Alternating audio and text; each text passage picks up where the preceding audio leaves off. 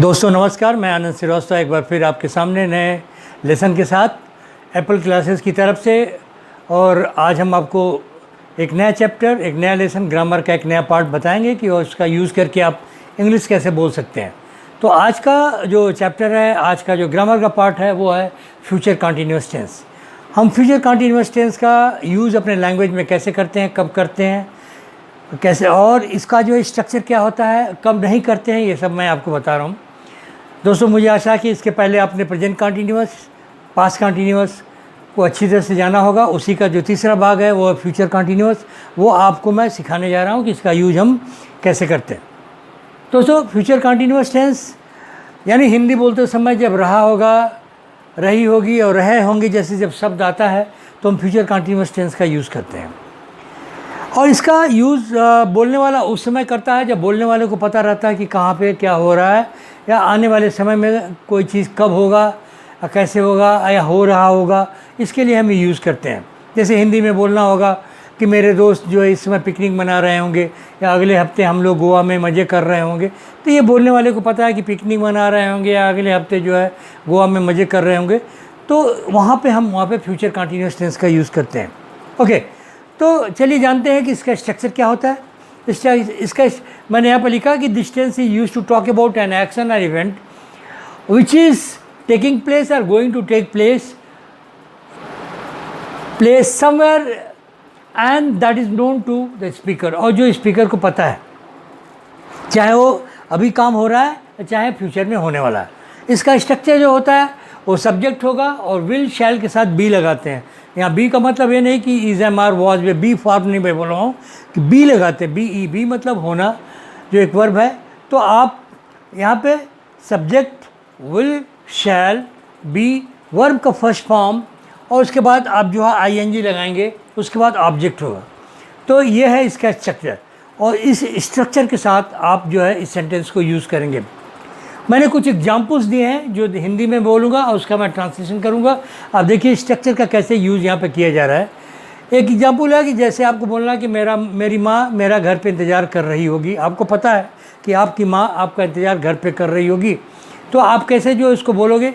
My mother यहाँ पे subject है, आप विल के साथ बी लगा के बोलेंगे, तो आप बोलेंगे माई mother will be waiting for me at home.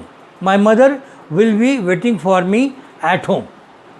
Okay, दूसरा जैसे है आपको बोलना है कि जापान से जो है डेलीगेट्स में रिप्रेजेंटेटिव, प्रतिनिधि, वो इंडिया में कल आ रहे होंगे, कल आएंगे। देखिए हिंदी में बोलने में बड़ा ऐसा लगता है कि बहुत ही अच्छा ही लगता है कि आ रहे हों, कल आ रहे होंगे, परसों आ रहे हैं, लेकिन इंग्लिश में बड़े आसान तरीके से इसको हम यूज़ कर सकते हैं।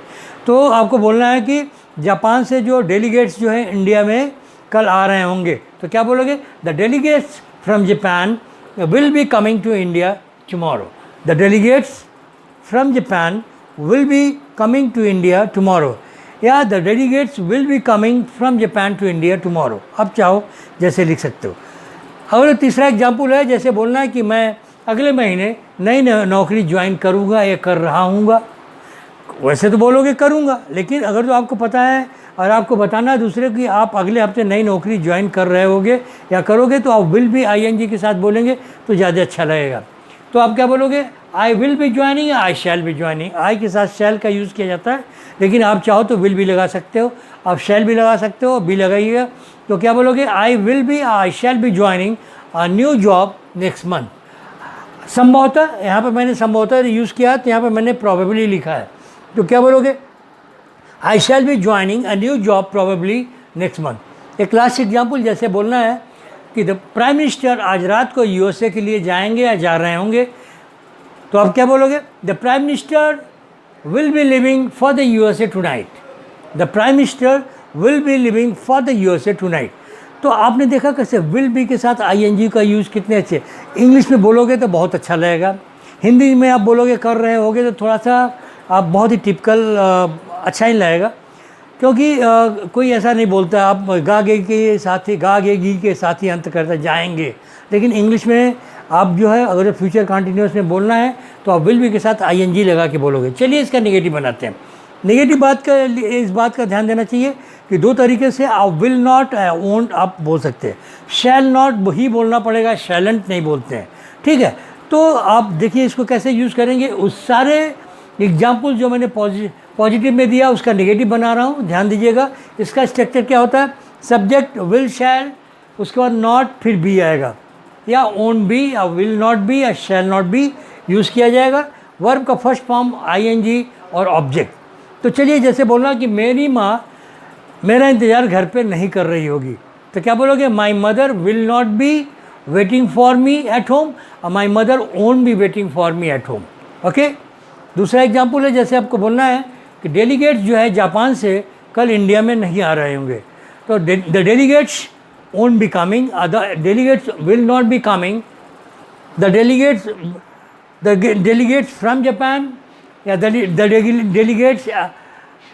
आप चाहो तो डेलीगेट्स के बाद आप जापान को अभी डाल दो, चाहे विल नॉट के बाद भी आप डाल सकते हो। तो क्या बोलोगे आप, the delegates from Japan will not be coming to India tomorrow, the delegates from Japan won't be coming to India tomorrow. दोनों तरीके से बोल सकते हैं। आपको बोलना है कि मैं अगले महीने नई नौकरी संभवतः नहीं ज्वाइन कर रहा हूँगा। ओके, तो क्या बोलोगे, I shall not be, I won't be. आप दोनों में से कोई यूज़ कर सकते हो। तो क्या बोलोगे, I shall not be joining a new job probably next month, या I won't be joining a new job probably next month. Okay. Last जो है, प्राइम मिनिस्टर आज रात को यूएसए के लिए नहीं जाएंगे या नहीं जा रहे होंगे, तो क्या बोलोगे, the prime minister won't be living for the USA tonight, the prime minister won't be living for the USA tonight. Okay. अब आ गया इंटरोगेटिव। वो इंटरोगेटिव सेंटेंस फिर मैं दोहरा रहा हूँ जो क्या से शुरू होता है, यानी क्या शुरुआत में आता है, बिगनिंग। हिंदी का प्रीफिक्स क्या होगा, क्या। तो आप क्या बोलोगे, क्या से जब बोलोगे तो हमेशा बी फॉर्म से जो है वो सेंटेंस बनाया जाता है, और वो इसका बी फॉर्म क्या है, विल और शैल है। तो इसका स्ट्रक्चर क्या बनता है, विल और शैल आएगा, फिर सब्जेक्ट आएगा, बी आएगा, वर्ब का फर्स्ट फॉर्म आईएनजी के साथ, और ऑब्जेक्ट आएगा। तो चलिए इस ऊपर वाला जितना है उस सबका हम इंटरोगेटिव सेंटेंस बनाते हैं। ओके, तो प्रश्नवाचक हम बनाते हैं इस सेंटेंस को।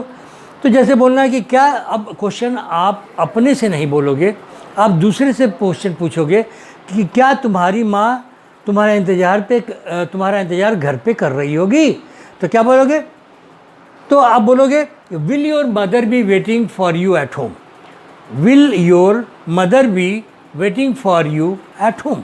तो विल से शुरू हुआ। दूसरा होगा, जैसे बोलना कि क्या जापान से डेलीगेट्स इंडिया कल आएंगे, आ रहे होंगे, तो क्या बोलोगे, विल द डेलीगेट्स। क्या बोलोगे, will the delegates from Japan be coming to India tomorrow. क्या बोलोगे, will the delegates from Japan be coming to India tomorrow. अब जैसे बोलना है कि क्या तुम अगले महीने संभवतः नई नौकरी ज्वाइन कर रहे होगे, क्या तुम अगले महीने संभवतः एक नई नौकरी ज्वाइन कर रहे होगे, तो क्या बोलोगे, will you be joining a new job probably next month, will you be joining probably a new job next month. तो आप जो है ऐसे ही बोल सकते हैं, will you be joining a new job probably next month. Okay. Last example है, जैसे आपको बोलना है कि क्या प्राइम मिनिस्टर आज रात यूएसए के लिए जाएंगे या जा रहे होंगे, तो क्या बोलोगे, will the prime minister be living for the USA tonight, will the prime minister be living for the USA tonight. ये हो गया इंटरोगेटिव। अब आता है इंटरोगेटिव निगेटिव, यानी वही क्वेश्चन जिसमें नहीं लगा के पूछा जाए। शुरुआत होगा क्या से, लेकिन नहीं होगा सब में। तो उसके लिए क्या करेंगे, दो तरीके से बोलते हैं। पहला क्या होता है, विल शैल सब्जेक्ट और नॉट बी वर्ब का फर्स्ट फॉर्म आईएनजी और ऑब्जेक्ट। और दूसरा क्या होगा, जो नॉट है वो विल और शैल के साथ हम यूज़ कर देंगे, तो ओन से शुरू करेंगे। ओके। तो क्या होगा, विल नॉट का जब कॉन्ट्रैक्ट करेंगे क्या होगा, कॉन्ट्रैक्शन लैंग्वेज क्या होगा, ओन सब्जेक्ट बी वर्ब का फर्स्ट फॉर्म, उसके बाद आईएनजी वर्ब का फर्स्ट फॉर्म के साथ आईएनजी और ऑब्जेक्ट। तो चलिए उन चारों एग्जाम्पल्स को हम जो इंट्रोगेटिव निगेटिव में यूज़ करते हैं। पहला है कि क्या तुम्हारी माँ घर पे तुम्हारा इंतज़ार नहीं कर रही होगी। ओके, क्या तुम्हारी माँ तुम्हारा इंतज़ार घर पे नहीं कर रही होगी। इसको दोनों तरीके से कैसे बोलेंगे कि will your mother not be waiting for you at home. Will your mother not, यानी विल योर मदर सब्जेक्ट, उसके बाद बी हम जो है कहाँ पे लगा रहे हैं, बी के बाद, तो क्या बोलेगा will your mother not be, या ओन योर मदर बी। क्या बोलोगे ओन योर मदर बी, तो क्या होगा won't your mother be waiting for you at home, या will your mother not be waiting for you at home. दूसरा देखिए, जैसे बोलना है क्या डेलीगेट्स जापान से इंडिया में कल नहीं आ रहे होंगे, तो क्या होगा will the delegates from Japan, will the delegates from Japan not be coming to India tomorrow, या won't the delegates from Japan be coming to India tomorrow. Third example, जैसे बोला क्या तुम अगले महीने नई नौकरी संभवतः नहीं ज्वाइन करोगे और कर रहे होगे, तो क्या बोलोगे, इसको भी दोनों तरीके से मैं बोल रहा हूँ। पहले होगा कि will you not be joining a new job probably next month, या won't you be joining a new job probably next month, यानी दोनों तरीके से आप इसको बोल सकते हैं। थर्ड एग्जाम्पल है, जैसे बोलना है कि क्या प्राइम मिनिस्टर आज रात को यूएसए नहीं जाएंगे या नहीं जा रहे होंगे, तो क्या बोलोगे, एक तो वो विल और नॉट को अलग कर रहा हूँ मैं, will the prime minister not be living for the USA tonight, और दूसरा क्या होगा own the prime minister be living for the USA tonight. Clear हो गया?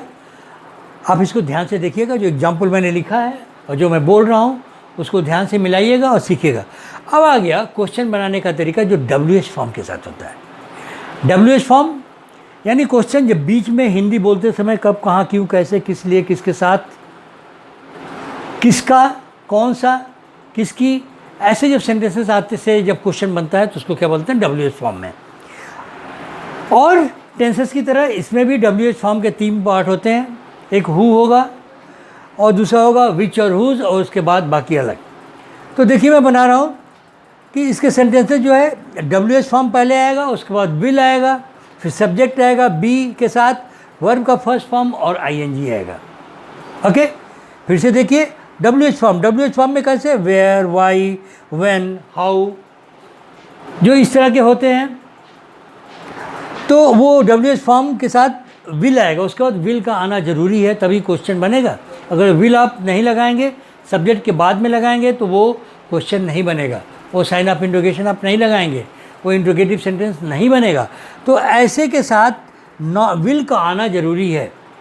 ओके, तो आप WH फॉर्म के बाद विल लगा कर कैसे बनाएंगे, जैसे पहला है कि जैसे तुम इस कठिन काम को अकेले कैसे करोगे, कैसे की इंग्लिश क्या होती है हाउ के बाद क्या होगा विल, उसके बाद क्या होगा सब्जेक्ट यू, उसके बाद क्या होगा बी, उसके बाद डू के साथ ING डूइंग, उसके बाद टफ वर्क ऑब्जेक्ट और एलोन आप जोड़ सकते हैं, तो क्या होगा how will you be doing this tough work alone, how will you be doing this tough work Elon.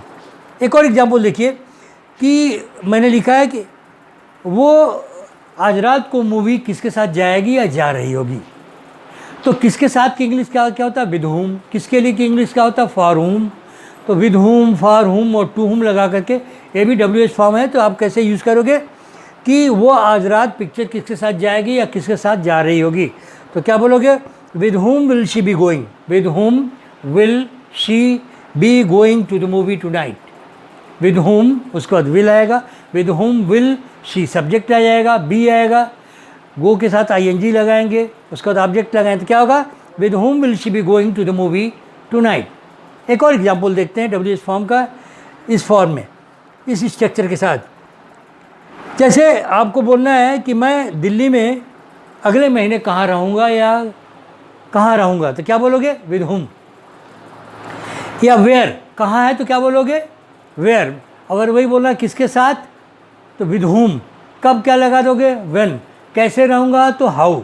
तो ये जैसा हिंदी है उसको आप WH फॉर्म में ट्रांसलेट करेंगे।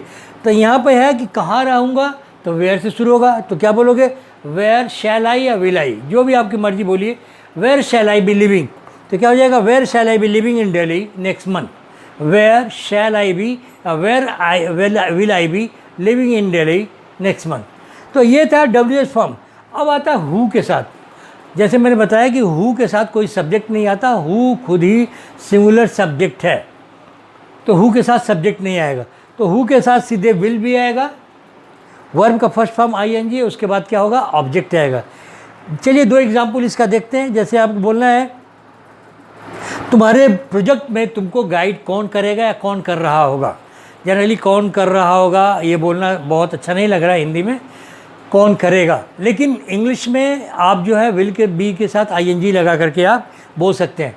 तो जैसे आपको बोलना है कि इस प्रोजेक्ट में तुम हमको गाइड कौन कर रहा होगा, तो क्या होगा, who will be guiding you in your project, who will be guiding you in your project. एक और एग्जाम्पल देखिए, इस चैरिटी के लिए पैसे कौन दान करेगा, इस चैरिटी के लिए पैसे कौन दान कर रहा होगा या कौन करेगा, तो क्या बोलोगे, who will be donating money for the charity, who will be donating money for this charity या फॉर द चैरिटी। इस चैरिटी के लिए दिस लगा देंगे, केवल चैरिटी होगा तो द चैरिटी यूज हो जाएगा। तो ये हु का हो गया। लेकिन मैंने बोला कि हुज और विच 2 ऐसे होते हैं जिनके बाद तुरंत जो है विल नहीं आता है, ऑब्जेक्ट आता है। इसका स्ट्रक्चर बनता है हुज, हुज मतलब होता है किसका, विच मतलब होता है कौन सा। हुज और विच के साथ क्या होता है, ऑब्जेक्ट आएगा, विल आएगा, उसके बाद सब्जेक्ट आएगा, बी आएगा, उसके बाद सब्जेक्ट के बाद बी आएगा, वर्ब का फर्स्ट फॉर्म, उसके बाद ING आएगा। अब एक एग्जाम्पल देखिए, जैसे बोलना है तुम्हारे बर्थडे पे वो तुम्हारे लिए कौन सी घड़ी खरीदेगी या खरीद रही होगी, आपको ये बोलना है। तो देखिए कैसे मैंने बनाया, विच वॉच, वॉच के यहाँ पे क्या है, object, which watch will she B, will she B. अब देखिए विल के बाद तुरंत बी नहीं आया है, सब्जेक्ट के बाद बी आया है, तो क्या बोलेगा, which watch will she be buying for you for your birthday, which watch will she be buying for you for your birthday. अब चाहे अगर तो ये होता है, ये विच हो गया, अब आ हुज, हुज मतलब किसका। आपको बोलना है कि आज रात को तुम कौन सी पिक्चर देखोगे, यानी आज रात को तुम कौन सी पिक्चर देख रहे होगे, तो क्या बोलोगे, विच। या किसकी होगा तो हुज, यहाँ पे जो है मैंने लिखा है किसकी, तो क्या बोलोगे, हुज। और कौन सी होता तो विच लगाते, तो क्या होगा, whose movie will you be watching tonight, whose movie will you be watching tonight. और ये होता कि कौन सी, तो क्या बोलोगे, which movie will you be watching tonight. तो ये था इसका WH फॉर्म का तीनों रूप। अब मैं बताता हूँ इसका नेगेटिव जनरली वाई के साथ आता है, क्यों के साथ ही आता है। तो अब उसका क्या होता है, WH फॉर्म यानी वाई, उसके बाद विल नॉट आएगा जिसको आप ओन करके बोल सकते हो, सब्जेक्ट आएगा, बी आएगा, सब्जेक्ट के साथ, सब्जेक्ट के बाद बी आएगा, वर्ब का फर्स्ट फॉर्म आई और ऑब्जेक्ट आएगा। जैसे बोलना है कि तुम आज रात को मेरे घर क्यों नहीं आओगे या क्यों नहीं आ रहे होगे, तो क्या होगा, why will you not be, why won't you be coming to my house tonight, why won't you be coming to my house tonight. दोस्तों ये था आपका फ्यूचर प्रोग्रेसिव टेंस या फ्यूचर कंटिन्यूअस टेंस। इसको हिंदी में जनरली यूज़ नहीं किया जाता है कि हिंदी में यूज़ करना बड़ा अटपटा सा लगता है, लेकिन जब आप इंग्लिश बोलोगे तो जब इसको विल बी के साथ ING यूज़ करोगे एक थोड़ा सा अलग सा फीलिंग आएगा, और जनरली इसको यूज़ किया जाता है। बार बार इसको आप प्रैक्टिस करोगे, बार बार सीखोगे तो आपको समझ में आएगा कि फ्यूचर कंटिन्यूअस का टेंस, फ्यूचर कंटिन्यूअस टेंस को कैसे हम इंग्लिश बोलते समय इसको यूज़ करेंगे। तो ये था फ्यूचर का। तो इसको आप प्रैक्टिस कीजिए, देखते रहिए, और अपने सेंटेंसेस को कुछ जैसे मैंने एग्जांपल्स दिए हैं, अपने एग्जांपल्स लीजिए, उसको बनाइए और बोलने की कोशिश कीजिए। और जो बोलने की कोशिश करेंगे तो निश्चित रूप से आपको इंग्लिश बोलना आ जाएगा। दोस्तों बार बार कहता हूँ कि बहुत ही 20 या 25 मिनट के क्लासेस होते हैं, और ये क्लासेस में ये केवल आपके लिए, जैसे मैंने बताया कि जैसे इंग्लिश सिखाना, like teaching English is not my profession, it is a kind of passion, you know. So just I am teaching so that you can understand, you can learn and you can be an impeccable speaker. इसीलिए मैं इसको शुरू किया हूँ। आप इसको सीखते रहिए, और अकेले ही नहीं, आप अपने दोस्तों को भी सिखाइए जो आपके आसपास हैं। कोई भी सीख सकता है, आपके माता पिता भी सीख सकते हैं, दोस्त भी सीख सकते हैं। आप चाहे बिजनेस कर रहे हो, आप चाहे जॉब में हो, या आप पॉलिटिक्स में हो, आप कहीं भी हो, हर जगह इंग्लिश की ज़रूरत। इसके बिना आप सर्वाइव करना बहुत मुश्किल है। और अब इस समय अगर जो आपके पास समय है तो उचित समय है, आप इंग्लिश को अच्छी तरह सीख सकते हैं। अगले यूनिट में मैं आपको कुछ और नया बताऊंगा। आज के लिए बस इतना ही। सीखते रहिए और सब्सक्राइब करना मत भूलिए। Thank you very much.